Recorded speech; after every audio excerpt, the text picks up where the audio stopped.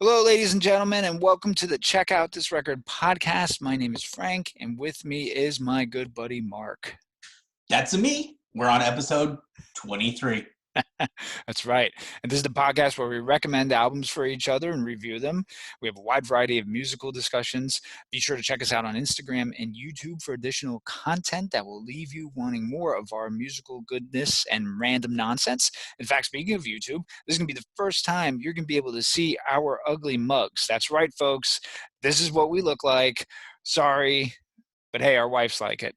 And as always, if there's a record you want us to check out, leave us a comment and we'll tell you what we think. And feel free to give us a review and rate us while you're at it. So, Mark, how are you, my man? Frankie boy, I'm all dressed up, as you can see. Total doing the Donald Duck here. I got nowhere to go. I've got a couple records. I've got a good bottle of whiskey. And I understand we have a listener request this episode. Yeah, that's right. Before we get to the main feature, my cousin Greg, who's like my brother, asked us to give a review of the In Flames album "I the Mask." Yeah, so I think I'm technically the resident metal guy. That is correct. Yes. All right, cool. I don't know a ton about In Flames, excuse me. But I did recognize the name. I know that I've seen them around and on different things. So we did a little research, and here's what we know getting into this, Greg. Formed in Gothenburg, Sweden. Like, that's the coolest name. That is awesome. In 1990. They're held as one of the bands responsible for developing Swedish death metal. Sounds pretty cool. They've won 2 Swedish Grammys for their albums Soundtrack of Your Escape and Come Clarity. That sounds so dirty. This, I the Mask, is their 13th studio album, and it was released just last year in 2019. Wow. Yeah, so I have no context with this band. They've been around for a while, and Greg is really into the band, and he wanted me and you, of course, to get our feelings and our takes on their latest offering. So I'll start with this. They're good. Melodic metal with blistering guitar riffs and guitar solos. You get this rough screaming with clean and hooky choruses. I like the first 3 tracks in particular: Voices, I the Mask, and I Am Above. Actually, I Am Above is the 4th track, so it was the 1st, 2nd, and 4th. They all contain really solid riffs and great choruses. The bad, like most metal bands nowadays, we're getting these WWE entrance music themes filled with all the corn in the world. I mean, tracks like Stay With Me, All the Pain, and This Is Our House really epitomizes bad songwriting in this genre. The song structures and the riffs are just stale, and the music, it just can't make up for the poorly written lyrics. So here's a sample of This Is Our House. So this is the fight. This is the fight of our lives. Scream out loud. This is our house. This is the fight for our lives. Scream out loud. This is our house. I mean, this is what gives the genre a stigma. I have to be honest with you. I mean, those lyrics are just crap. Like most records as well, the latter half of the album is just boring and it goes on for too long. It could be a track sequencing issue, and all the better stuff I found was front-loaded in the album, but I got bored with it towards the end. So to make this brief, the album was okay. I would be interested to be directed to their better work. I actually put this on Instagram, so fans, if you can suggest an album for us to check out from them, I think that would be that you feel would be perfect to turn us on to for In Flames. Be my guest, absolutely. But those were my thoughts. What about you, Mark? Frank, I dare say that you nailed that, my friend. Look, going on 30 years as a band on their 13th album is a great feat. Like, we were together for 5 years and put out a 15-minute. So I'm not trying to give them shit for that. However, this thing just feels like it's nothing but filler, especially in the lyrics. Swedish death metal is known for its edge, and there just wasn't one here. It just lacked that kind of like sexiness of like danger for me. I'd like to use the rest of my brief time on this album to talk about their 2020 release, which is just an arcade cut of this album. um, Look, it's a little shorter. There's no vocals, which means no stupid lyrics. And it feels like you're playing Mega Man as you fold your laundry or whatever you're doing around your house. So it's kind of cool. Look, it's like 8-bit. It's like you plugged it into Mega Man. So the replay listen or the replay value on it. How many times you're going to re-listen to the Mega Man soundtrack? I don't know. But it was pretty cool. I think it's worth more of a listen than the 2019 version of the record, just because it fell flat. That said, I've listened to enough. I'm good. But I mean, you know, as always, send us more requests. We'll listen to it, whether we want to or not. It's funny thing with Mega Man, real quick. My daughters love the soundtrack to Mega Man. They love the game Mega Man. You know, it's fun. Yeah, and if you YouTube Mega Man metal covers, it's pretty cool. You get some pretty cool guitar riffs there. Hey, look, I bet there's a whole subgenre of like arcade style this. Yeah. Which I would probably kind of get into for about 30 minutes. And that's what, like, the Mask is right under an hour. I think it's like 50 minutes. Yeah, I think it was 56 minutes. But yeah. This cut's like 10 minutes off. You know, like, it works for me. Grocery shopping, you know, just throw some headphones on and go. Yeah. So. Well, interesting band for sure. And I'll entertain some of their back catalog. And before we turn our attention to the main album of the evening, I want to put on our singer-songwriter hard hats and warm our toes, Marc, around the solo acoustic campfire, if you will. So over the past, well, more than the past few years, but closer to the decade, there's been a trend of singers from punk rock and the rock world just jumping into the acoustic folk and even recently dubbed folk punk genres. The first one I can remember was Mike Ness from Social Distortion in his 1999 release, Cheating at Solitaire. At the time, I was like, what? I was like, what is this? Is it country? Is it folk? I didn't get it. But I don't think I was supposed to get it yet. I would later get it when the bands we were in, Marc, we wanted to expand on the songwriting. And I looked at what those guys were doing, who were the former frontmen of their bands doing this, and try to add that influence to it. And then when the band became no more, those were the ones that I looked to for how to craft songs, because it's just you and a guitar. Then at that piece, it's just you and one person. It was a little bit more accessible too, which it probably was to these guys at that point in their career as well. So I found it's more difficult as you don't have the safety net of the band anymore. It's just, again, you and the guitar. And these guys, though, they still encompass that punk edge, but they morphed it into this version of country and folk. And these guys did it, and they continue to do it. And in fact, I think where if modern country really wasn't so generic and at the surface level, I think there would be a great market for these guys on the bigger stage. Marc, your thoughts on all that stuff? Yeah, you know, I'm happy you brought up Mike Ness, because Social Distortion was one of the first bands Frank and I really bonded over. And I remember him bringing me Cheating at Solitaire and Under the Influence. Yeah. And appreciating how he took, you know, some of these old country songs and found a way to make them almost like cowboy punk. Yeah. If that makes sense. You know, the songs still had heart, still had heartache, but they kept the edge that Ness was able to carry over from Social Distortion without it sounding gimmicky. You know, punk rock, for better or worse, has a reputation of being crass, overly simplistic, and written by drug addicts. Now, I think it's safe to say that the bulk of that stereotype is behind us. And the average listener knows there's far more to it than that. After all, to be a songwriter, you only need to start with writing a song. So the singer-songwriter genre is a bit simpler when it comes to what the sound should be. I'm trying real hard with this camera, folks. Typically, it's less fun hippie music. Is what people think, right? You think it's either Like you think hippie music, it's either the Grateful Dead Yeah. or some chick in an overpriced coffee shop singing songs you don't give a shit about, right?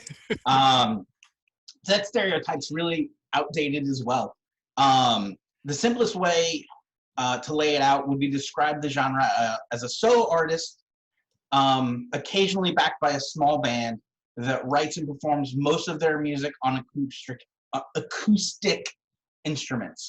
Um, I like to. Uh,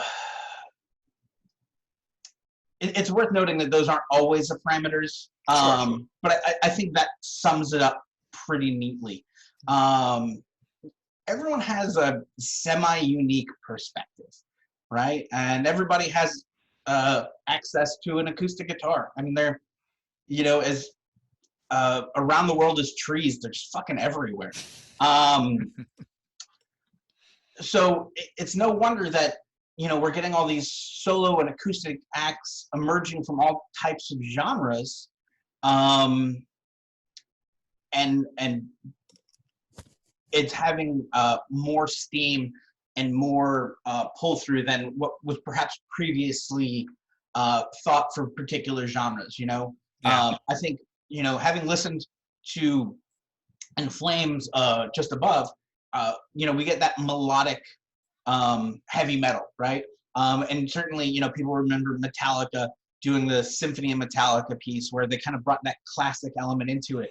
I think, with rock and roll, um, you're seeing people just strip down to that acoustic guitar and get into it, and building that bridge of singer-songwriters that have, their focus and their drive, their semi-unique perspective. So I think it's pretty cool. Yeah. Yeah, it's definitely unique for sure. And with that said, I was thinking, let's do a top five. Let's do the top five former frontmen that have released the solo acoustic style albums that we like. And if cool with you, I'll go first. Hit it. All right, and no particular order, but first, five that I really like a lot. So we reviewed one of his albums. We were a little harsh, but Brian Fallon, right, of the Gaslight Anthem. I think we were Uh, fair. there you go. He's still a prolific songwriter. Listen, coming from Gaslight and this New Jersey heartland sound, now country tunes, it's not an easy transition for a writer. He's still one of the better ones out there. Latest track from the album, Lonely for You Only, from the new album, I mean, that could be a modern country hit. So, Brian Fallon is on my list. Number two, Chuck Reagan from Hot Water Music. Maybe he's the first one who caught my attention in this newer wave in the mid 2000s. Chuck treats that acoustic guitar like he's still in Hot Water Music. Then he adds, his trademark gruffy voice, violins, and creates really like a timeless sound. Check out from his first record, The Boat. I know you like that song a lot too, Mark. I do. Great It's record. just fantastic tune of his. Number three is, and I know you got a guy you like a lot, Tim Barry from Mhm. Avail. I really think he could be a legitimate country star. In fact, I played a song, and I'll mention the song in a minute. In the car, my wife's like, "Well, who is this guy on the? Is he on the country circuit? Like, who is he?" He's got really clean vocals with a slight twang. His songs create really cool stories. To me, they define what country and folk are supposed to be. The tune was "Walk 500 Miles." It's a prime example of this. I think it could be easily on the radio. Joey Cape from Lagwagon, not so much country or folk in this, but in fact, no hints really added at all. But he has such an impressive songwriting skills. They translate very well to him and the acoustic guitar. This is showcased in all those Lagwagon tunes that are really deep, and you don't know how deep they are and impactful they are until you listen to them with an acoustic guitar. Obsolete. I'm sorry, Absolute is a prime example Yeah. from that as well. And number five is Matt Pryor from the Ghetto Kids. He transitioned, I think, very well from the emo singer to a really heartfelt acoustic singer-songwriter. I love his stuff in the New Amsterdams to his solo records. I think he's done a great job of using that golden voice of his in these tuned-down songs. They aren't overly complicated, but some will leave you saying, "Wow, that was a really good song." "Death of Us" is a great example. So that's my five, Mark. I throw it now to you. Yeah, so my top five, and as always with me in no particular order, but exactly the way I mean them. At number five, I'd put Frank Turner.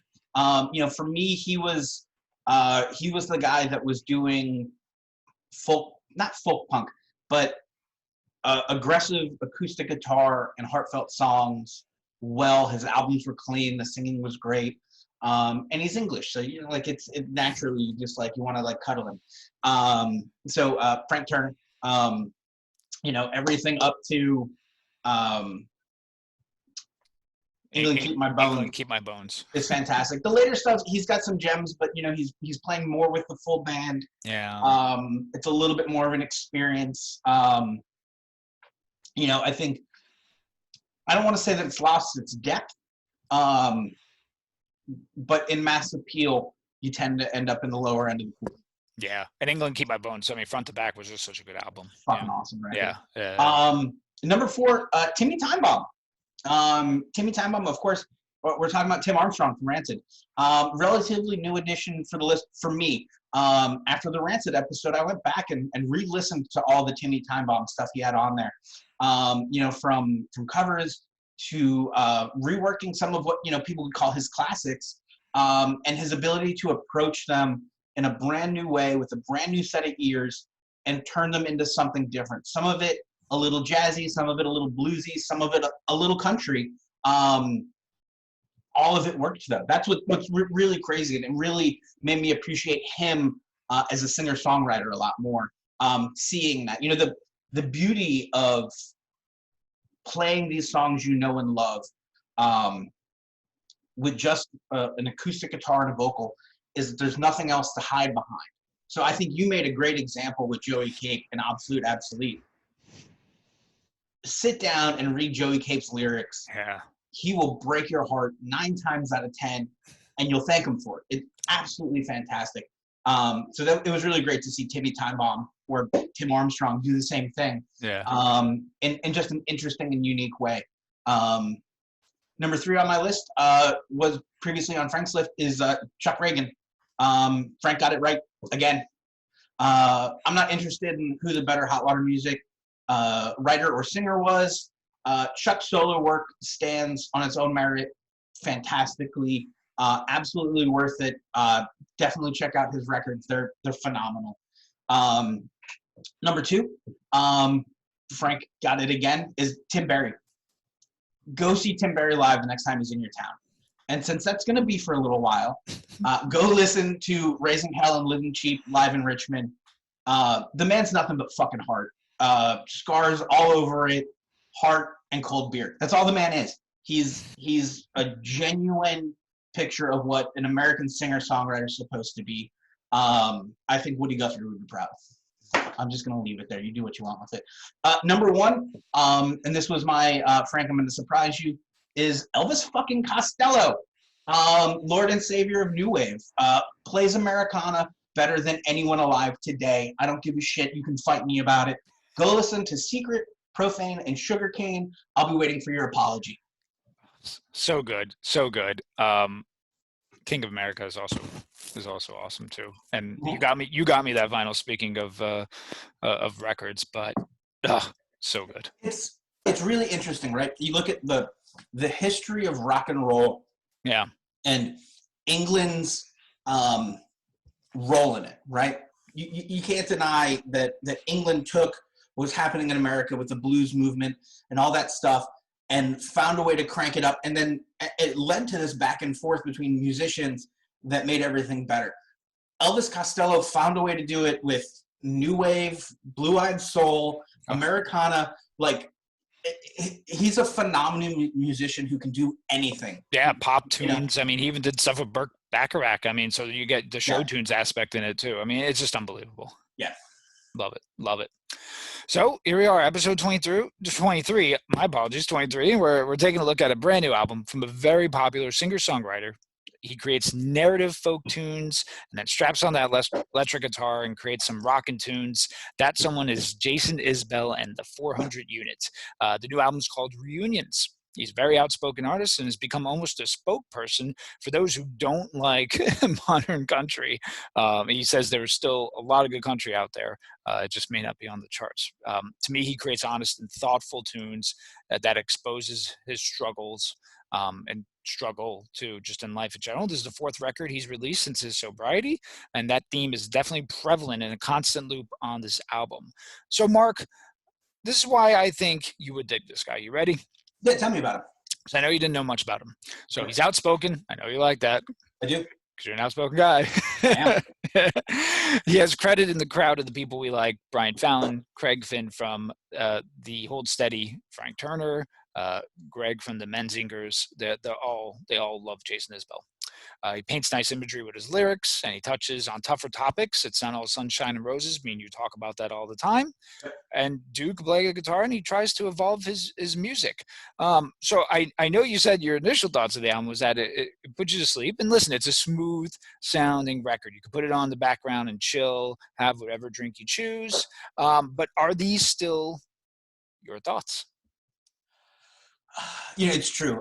Jason Isbell is like a good sleeper hold. I mean, it's hard to break and perfect for laying me out. So it took some time for me to be able to get a full listen in, which was a problem for me. But in fairness, hey, look, I've been furloughed from work. I'm listening to albums late at night. I had headphones on. I was on the couch. This was happening. Right? So it is what it is. I was curious, though. Jason Isbell and the 400 unit reunion. But on the cover, there's just one guy and his back's to the camera. The reunions is in kind of a funky font. So what kind of reunions are we talking about here? There's, and we had done a little back listening to some of the catalog, some of his solo work. I made the mistake of listening to Drive By Truckers. People who listen to that are garbage. So I was interested to see where this would go. Look, I'm sorry. I know that people really like that band, but it's the point. What happened to Leonard Skinner. What do you need a rock opera about a band that's supposed to be them, but they got to call it get the fuck out of here. Anyways. So I lost my place. Excuse me. It's all right. Go ahead. I listened to a lot of stuff because we didn't have, this album dropped Friday. Absolutely. Who've listened to us regularly know that we record Mondays. Right. So I suggested tracks like Elephant and stuff like that to you. And so I did a few tracks that Frank suggested, which were beautifully written and performed. I listened to some albums. I listened to all of Nashville sound. Yeah. Just to get a hold of it, to try to get my head around what I was to expect. Nothing really hooked me. But there's definitely something about him, his ability to craft songs. So I was interested to hear more. So that's why the fact that it put me to sleep 3 times, I was like, what's going on? So I did what I always do. I drank a lot of coffee. I, filled the bonus mug and put it on and got through it. So, Frank, you want to start us with the track by track? Mug, my friend. Mm-hmm. All right, so let's do track by track. So the first track we got is What Have I Done to Help? Clocking in almost at 7 minutes long right off the bat. If you listen to his previous records, you can tell that he was trying to start things off a little bit different. You get this bare acoustic guitar with this grooving bass line. That's me doing it right there. And you get this theme, what have I done to help? Someone save me. What have I done to help? But not myself. It's a cry for the needing to change a lifestyle. That's what I got out of it. I think it's an interesting way to open the album. A tad long, but if that's the least of the problems, hey, I'm okay with it. Marc, your thoughts on what have I done to help? Yeah, great opener. I love the groove and his soulful performance. I think this is one of his singing wise, this is one of his better performances on the record. Easily twice as long as it needs to be. Yeah. Given his roots, I'm sure that this opener, the song was left kind of with that wide open, repetitive chorus so that they could throw some jamming in there in the live performance setting. I dug it. I wish there was a little bit more of this on the record because this feels very, check the box. We got one funky song in there and we're good to go. Very interesting. I like that though. I really dig that you like it. Um, Track twos, we get Dreamsicle. It's a tune of nostalgia mixed with heartbreak during youth. Uh, don't get wrapped up in the lightness of the sounding of the tune. Listen to some of these lyrics here. You get poison oak to poison ivy, dirty jokes that blew right by me, mama curling up in the bed beside me, crying to herself, why can't daddy just come home? Forget whatever he did wrong. He's in a hotel room all alone and we need help. I really like this tune and the melodies of the tune. What about you, Marc? Yeah, beautiful job painting a rich picture. I wish there was more here musically. Yeah. It felt pretty stock to his previous solo releases and the previous 400 stuff. Um, it doesn't stand out on its lyrics alone. You know, the lyrics are gorgeous, and you're going to hear me say this entire record. Mm-hmm. Lyrically, this guy can write his ass off, but musically, this is the beginning of a trend for me in this record where we're not delivering on the rich tapestry behind the beautiful words. So that it kind of stuck out right away. Okay. In how not how little was going on, because you know people know me. I'm a less is more kind of guy. Let's put in what works and what fits. And I think, and we'll touch on it as it happens again in the album. There's too many periods of, hey, let's just keep it the same rhythm, the same tempo, and I'm just going to change the lyrics over it, and his singing stays just flat all the way through the song. I can't remember this way, flat all the way through. You know, I think, and we'll touch on this at the end of the record. Yeah, totally. More. For what he's writing, he delivers really well. Mm-hmm. However, we're doing it too much. It happens too often for me because, and this is kind of what lulls me to sleep, is that monotonous of that same voice, just Got it. constant. So Got it. Well, the next track is Only Children. This was my early favorite. I found it to be hauntingly beautiful. These are the songs I would, I think in my head, but I could never get out. The imagery even mentions Dylan, which I like. I like some of the lyrics here. It says, "Are you still taking notes? Hide your coat on your backpack. Maybe these words will hold your peace back, and you will read me what you wrote. The one I said you stole from Dylan. Over encouraged, only children." I like the tune. Marc, your thoughts? so this is where I started fading out. I'd love a little more emotion in him singing, because we're getting that, you know, vocally it's the same pattern almost across the entire record. I'll point out where it changes because it's pretty significant where it changes. Sure, totally. But you know, and the intro to this almost sounds like a bridge from the last song because not enough changes musically.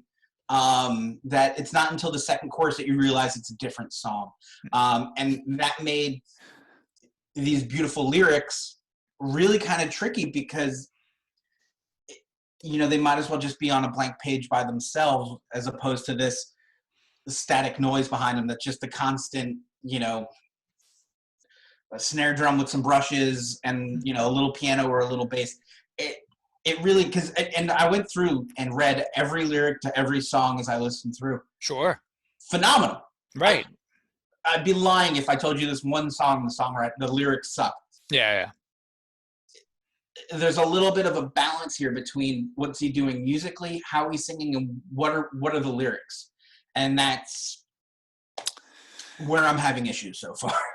So interesting. Just to piggyback off that real quick, because I did read where someone and I'd have to go through because I did try to find some of the tabs or the chords for the songs, and someone said, well, this is the first time he's not using any capo, which obviously shortens up the guitar neck and gives you different tones and things of that nature, and the chords sound differently. It's the first time he wasn't using that on this record, and I did notice some of the similar chord progressions, similar to like the Fallon album. So I wonder if that maybe musically is kind of what was going on in your head as you're kind of hearing this constant, hey, listen, is that from this song? I thought I heard it already. Right. Just, you know, it could very well be. Track 4, we get Overseas. I think this is my favorite. It's a I call it a wailing guitar solo in the beginning, and you have this Tom Petty, Bruce vibe.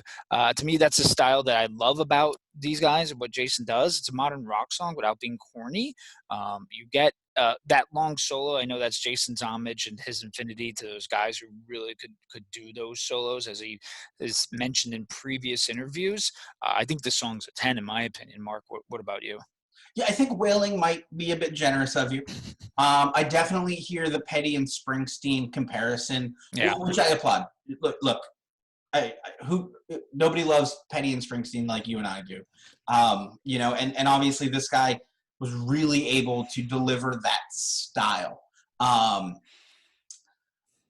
However, it felt desperate on his half. It felt like he was almost not mimicking, but trying to do his best Springsteen, particularly later Springsteen, on his delivery, which is kind of a concern for me. And it wasn't something I noticed in the other albums either, but him trying to sing, he's either trying to sound like Springsteen in this situation, or is very flat and almost monotone. Hey, look, a lot of those songs need to be sung in a somber tone. I'm not disagreeing with that.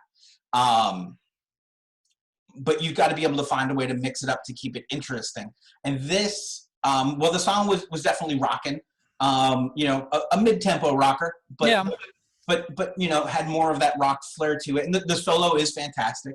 You know, it just felt a little like checking another box. I need to make sure I've got a tribute to somebody awesome in here so that I've, you know, I've hit kind of my pop song with the first track. This one's my kind of rock song.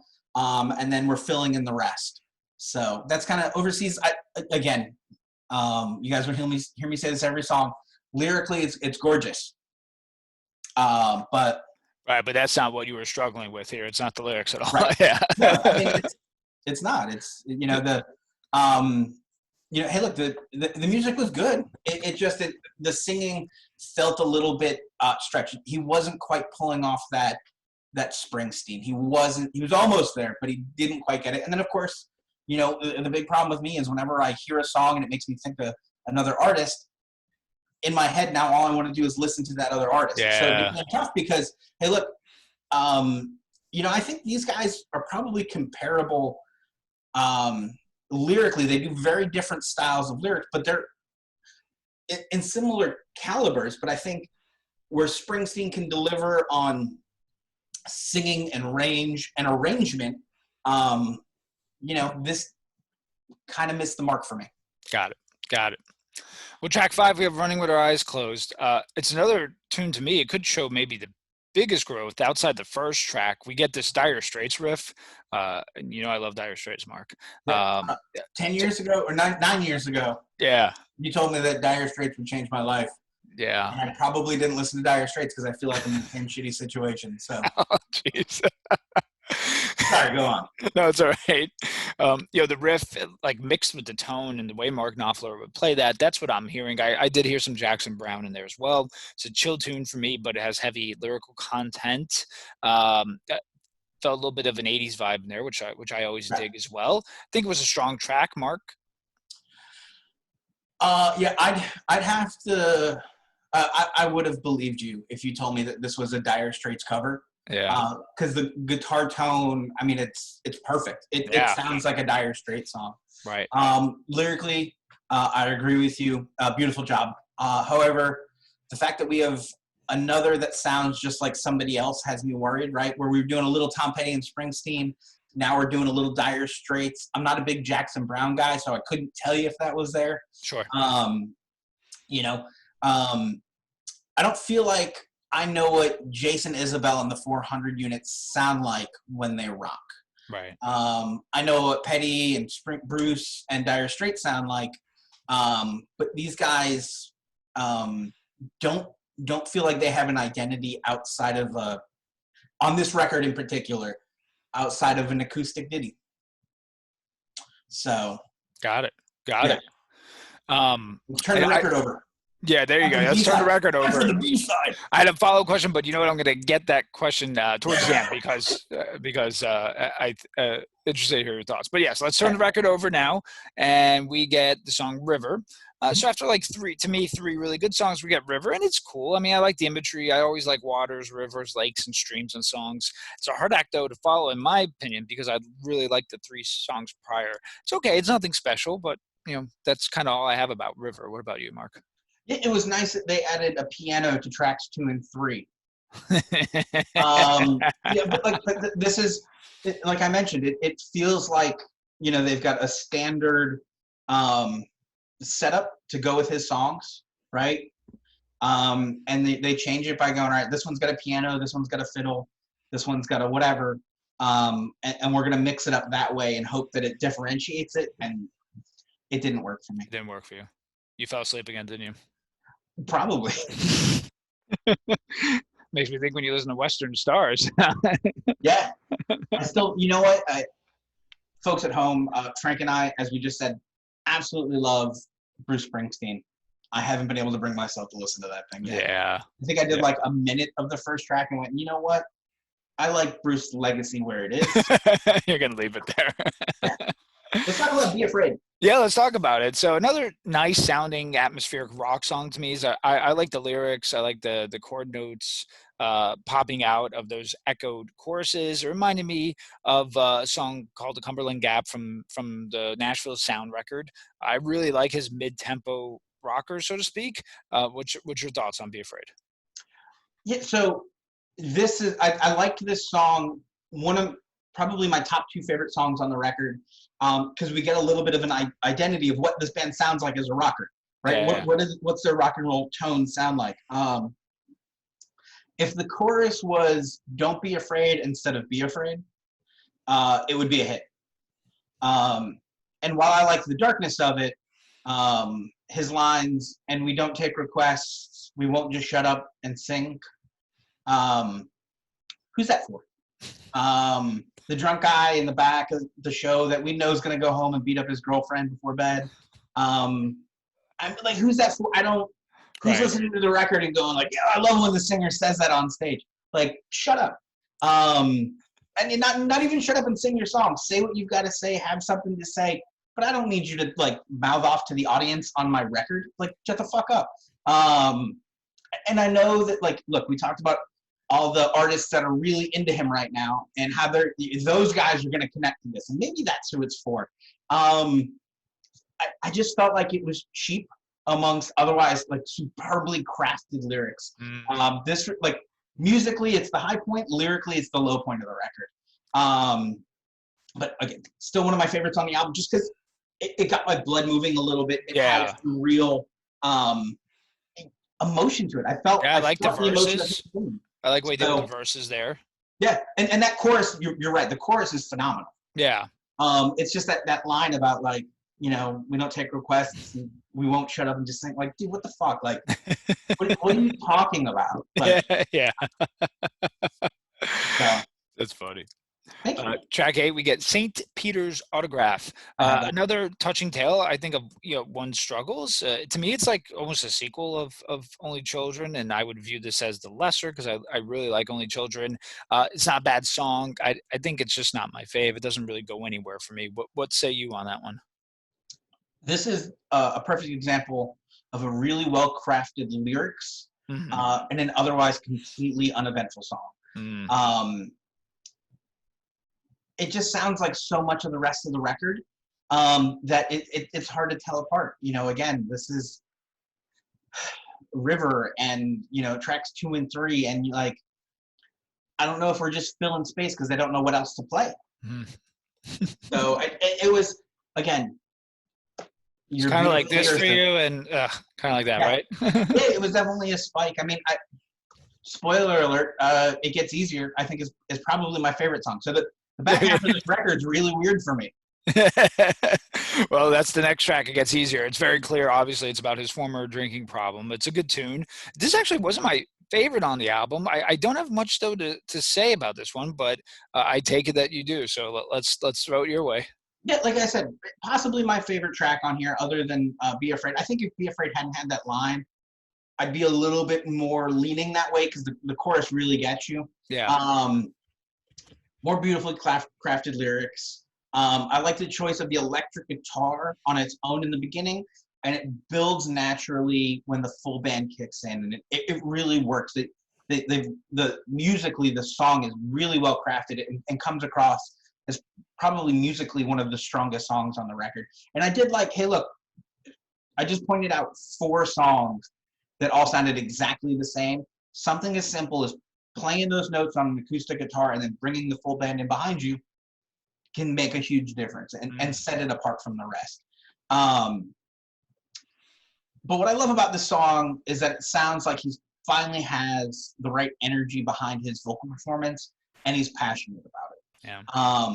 You know, it's not just that like somberly weaving a tale about how sad shit is, right?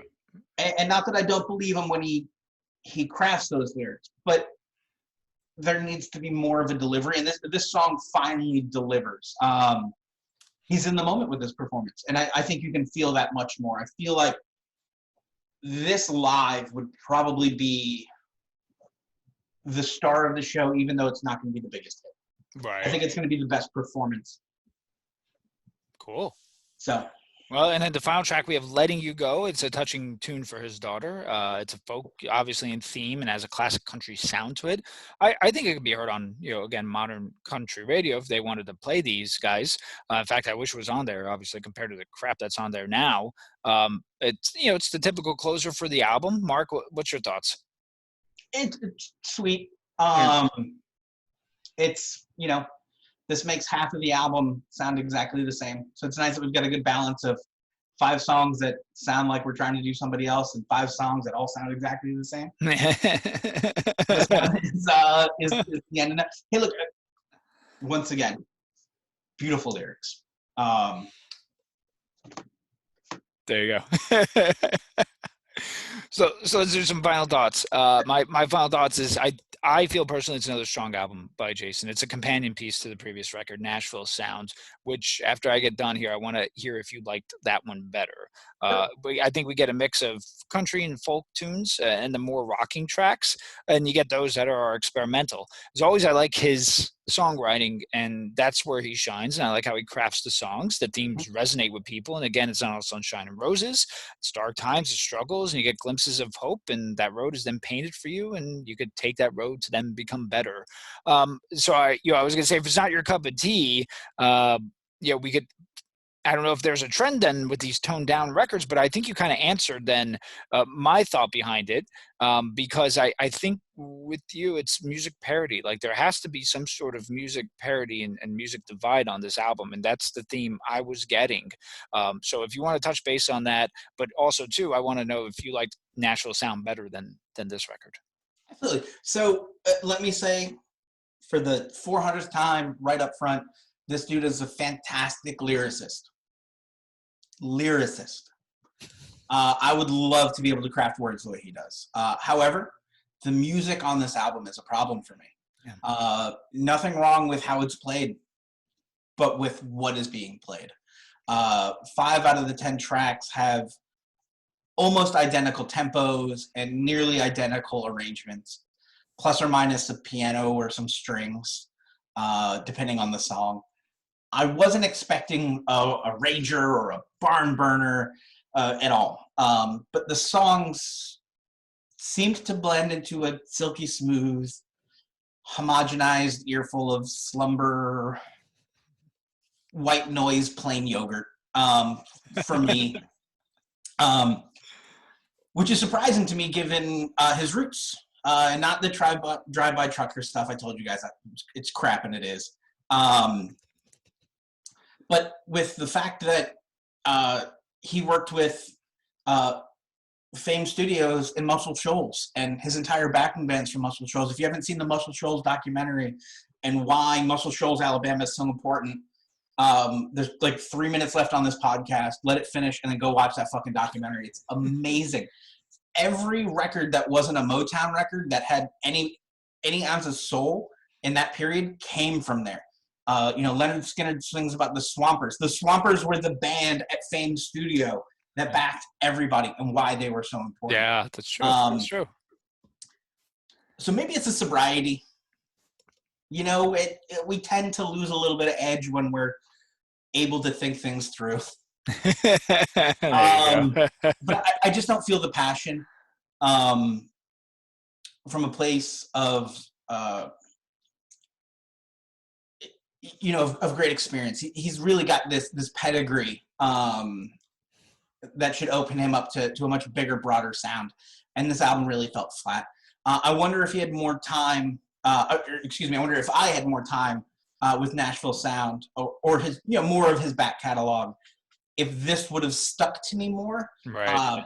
But it didn't. To answer your question, Frank, the Nashville Sound album is a far better and more memorable album for me. Cumberland Gap, as you mentioned, a fantastic song. That's a great song. Again, mid-tempo, but earnest, has guts, has heart. It works. And just this just might not be for me. And this, I gotta say something. Don't name your fucking backup band after a mental ward, and then be this fucking bland. What is that? Honestly, like let's call ourselves PCP, and then nothing but rain sounds. Like, what the fuck are you doing? Like, named yourself after a local community mental ward, but there's nothing that says, we're crazy, we're on the edge, we're or even the opposite end of the spectrum, not in the loud, but like, trippy, transcendental, ethereal sounds. None of that. No, no. It's just a dude on a snare drum with some brushes, a little bit of piano, and a subtle bass in the back. Really just let me down, especially given the pedigree of this band. This should be a phenomenal album with a lot of rich texture. But I think at the end of the day, we put some really great lyrics out and just filled it with background noise so that we had an album. Yeah, and he's so popular too. I mean, there's a lot of buzz, Sure. on him. You go to Nashville and people are singing his songs on the streets over there. I think he even penned some songs or had some writing credits for. Oh boy, that's gonna kill me. What was that? Geez, that movie that just came out. What was it last year with Lady Gaga and Bradley Cooper? Oh, I don't know, but the people know what you're talking about. It was redone like 5,000 times, and they had a song on there, Stars Born. Stars Born. I think he even penned a tune or two in there as well. So, it's an artist that I have been really waiting for you to listen to, and I love your thoughts on it, and it fitting that he has a new album. So I was glad I was able to have you do that, and hopefully, hey, listen, the next one comes out, we review it again, and we kind of go from there. Yeah, it's really interesting to me. You guys hear Frank and I talk about genres and styles a lot, and how important is that label to what you do as a sound. Yeah. I don't know if maybe this, because I do like the other stuff, except for the Drive-By Truckers. His other solo work is fantastic. The other stuff with the 400 unit is, again, I think the name's a little misleading, but it's got texture, it's got tone, it's got it's fantastic music. I mean, the song "Elephant" is one of my all-time favorites. It's such a gut-wrenching tale of losing a friend to a horrible, wretched disease. I mean, that song is such a brilliantly written song. I love that track. Yeah, no, he's a beautiful songwriter, but when it comes to crafting the song, I think, and I think he needs a buddy. I think he needs a pal to help him with the music, because the music just sounds the same. This is a lot of the complaints I had about the Brian Fallon album, which is just like, where is this coming from? What is this sound? And why are you putting these gorgeous lyrics on top of nothing? And we did talk about that, how a lot of it sounded the same, a lot of the same chord progressions, a lot of the same. Yeah, absolutely. Musical parody, man. It's maybe a songwriting person is not a bad idea. Of course, who are we to say? Hopefully, it doesn't become like Aerosmith, where they had like really rocking tunes, and the next thing you know, dude looks like a lady comes out. Yeah. Well, yeah, and hey, look, exactly. And there's something for everybody. I'm sure there are people who are going to flip about this record and say how Yeah. great it is. I say give him 4 or 5 years. He'll have 2 more records under his belt, and reunions will be completely forgotten. There you go. No reunion for reunions, right? Not for me, anyways. Nice. Well, you know what? As always, you know, it's so cool to hear our different perspectives on it, and I would love to hear what people think too. You know, what do you really think about our view on this album? Because it's super popular, and I definitely would love to hear from people. Yeah, are we Um, better or worse looking than you expected? yes, that's important. It's definitely important. You know. It's not. Yeah. So we got a really cool episode next week, Marc. Right? You wanna talk Yeah. about that a little bit? So we're gonna do another artist spotlight. We're Yeah. gonna work through the discography of um, fucking Fugazi. We're gonna do Hey, fucking Fugazi. it's a Fugazi. Fugazi. So we'll do a little Italian lesson like we Yes. did with Stramboloni or whatever that guy's name was. Tremonti. We'll go through the records. The 13 songs exit.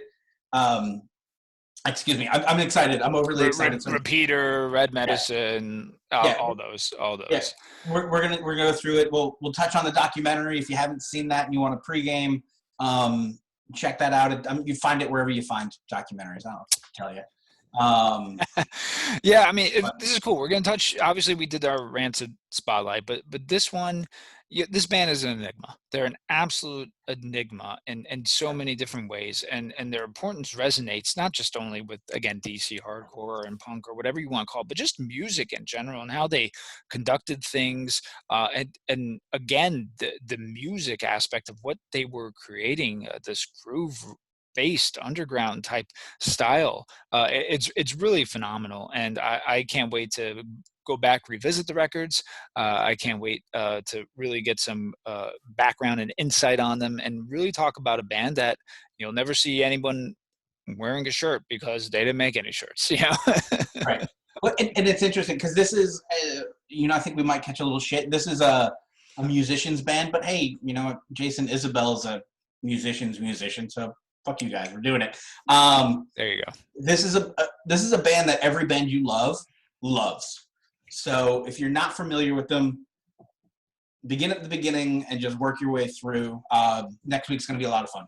Yeah, I can't wait for that. So we thank everyone. Again, drop us a line. Let us know what records you want us to review. If you have any suggestions, let us know. If you thought we were on par with our opinions on the Jason Isbell album Reunions. As always, you get a hold of us on Instagram. Look out for the content on YouTube. We're nice, friendly people. And just drop us a line and we're there. Thanks, Cousin Greg. Thanks, Cousin Greg, for the recommendation for In Flames. Appreciate it. And we'll see you guys next time. And in case you were wondering, bye-bye.